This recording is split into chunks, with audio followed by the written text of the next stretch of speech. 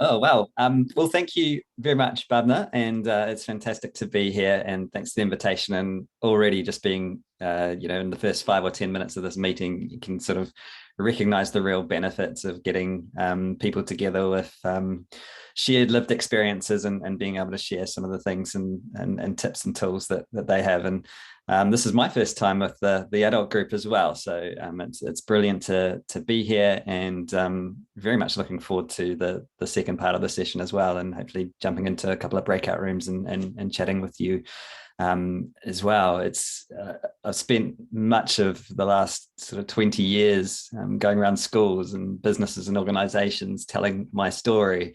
But I've never actually, apart from the time I had with the young persons group a few months ago, I've never sort of told my story to people that kind of know what living with Stargardts is like. So it is a slightly different take on it today. But I will sort of share sort of, I guess, my experience of Stargardts.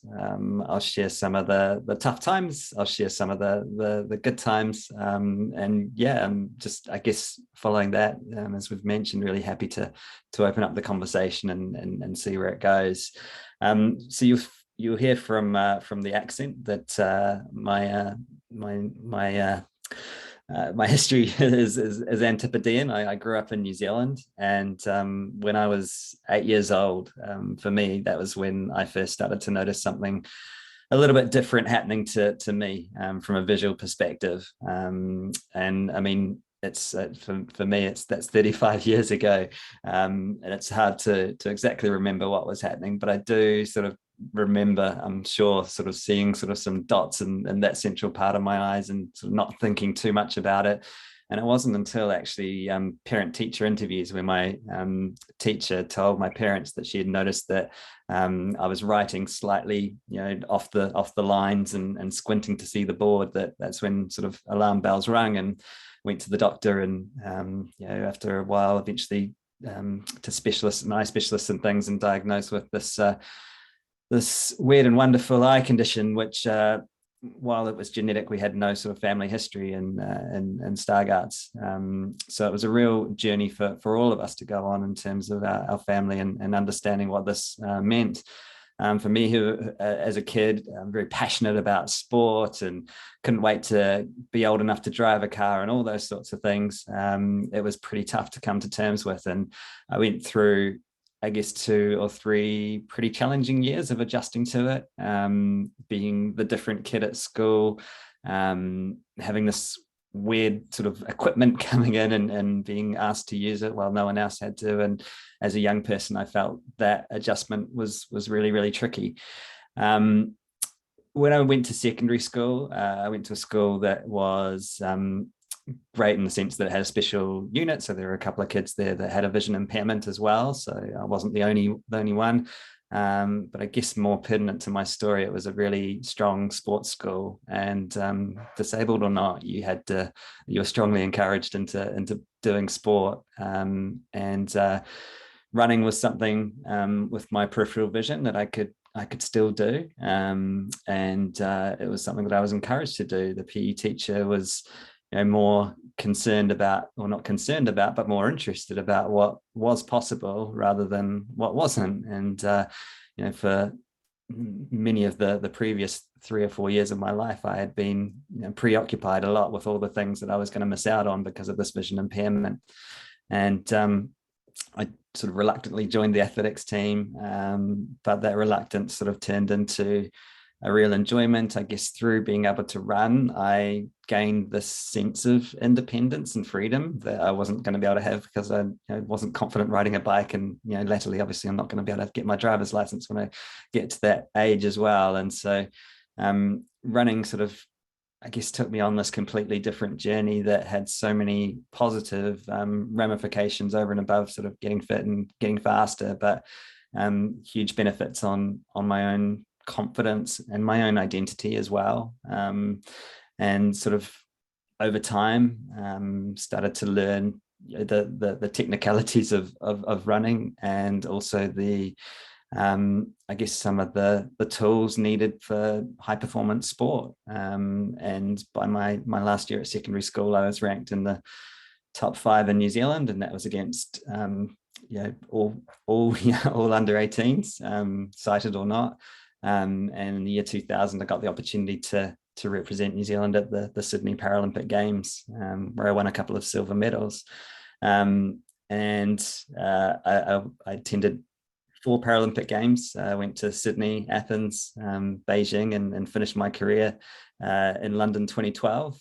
And in Athens, 4 years after the Sydney silver medal, I was entered in the 800 meters, and I won a gold medal in that event. And it was an absolutely incredible moment, standing on the podium in this far off country, and sort of thinking back to this kid at the age of 8, sitting in this hospital room, hearing this doctor tell me, mainly tell my parents actually, about this vision impairment that was going to take away X amount of sight over the coming years.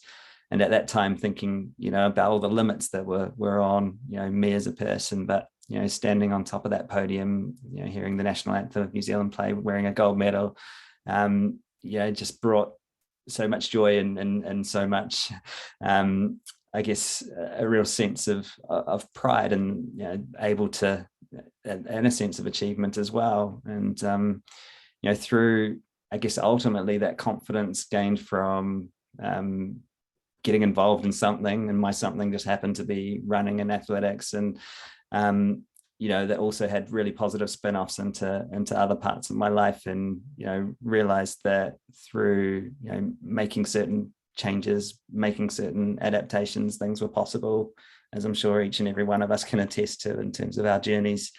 Going through university and doing a degree in English and having to memorize the essay in my head for the exam and be able to dictate more or less 1,000 words to someone in a semi-coherent way, but to enable me to get that degree, to be able to travel across to the other side of the world where I reside now in London, 15 years ago with, she was my wife to be then, and now have two kids age 9 and 6, to attend 2 other Paralympic Games in Beijing 2008, after winning gold 4 years earlier, was the complete opposite experience. I actually collapsed in my race and sort of stumbled across the finish line out of the medals.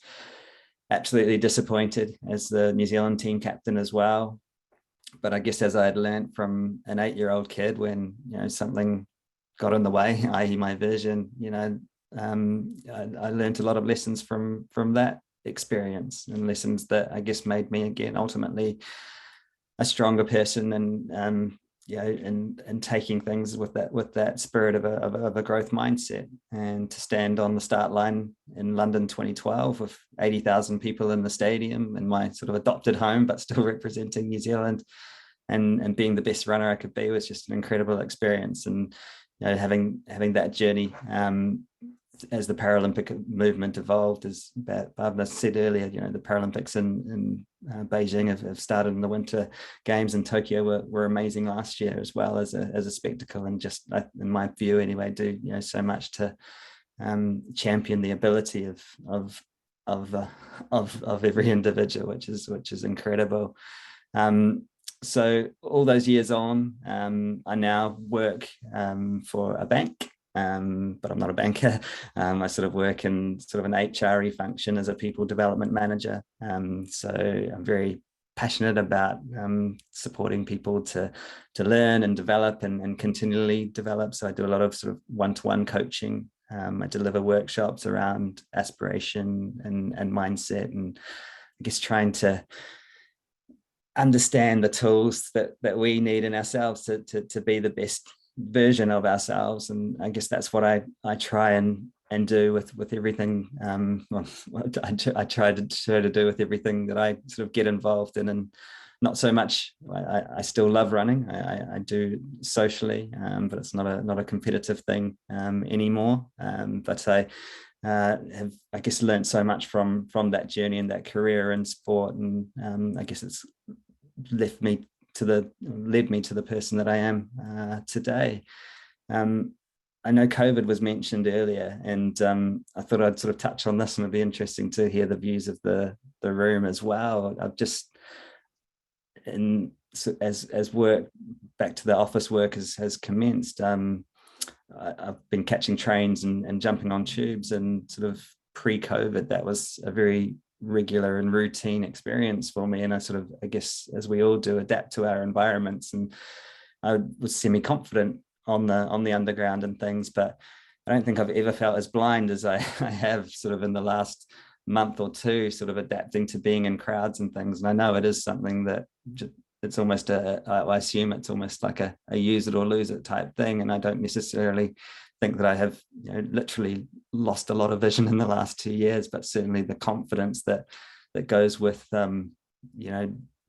going about everyday life, I think, and the changes that have occurred in the last 2 years have certainly impacted on me. And so again, I guess it's just over the next few weeks and months starting to, work that out again and get that confidence. And just reminds me, in order to be successful and the best that we can be, we do need to, I guess, put that work in and practice. And for me, it's just an orientation thing over the coming weeks and months. But it'd be great to hear your views of and how that's sort of unpacking for you guys. But that's a little bit of a waffle for me. I'm usually armed with a PowerPoint presentation and a few videos and things, but I thought today, as this group is very much different to a lot of the organizations and groups that I traditionally talk to, I was keen just to sort of speak a little bit more from the heart. And if there's questions and things, I'm probably more keen to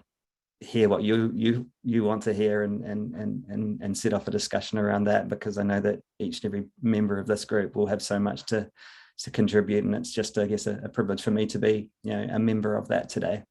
But thank you very much for listening, and that's a bit about me.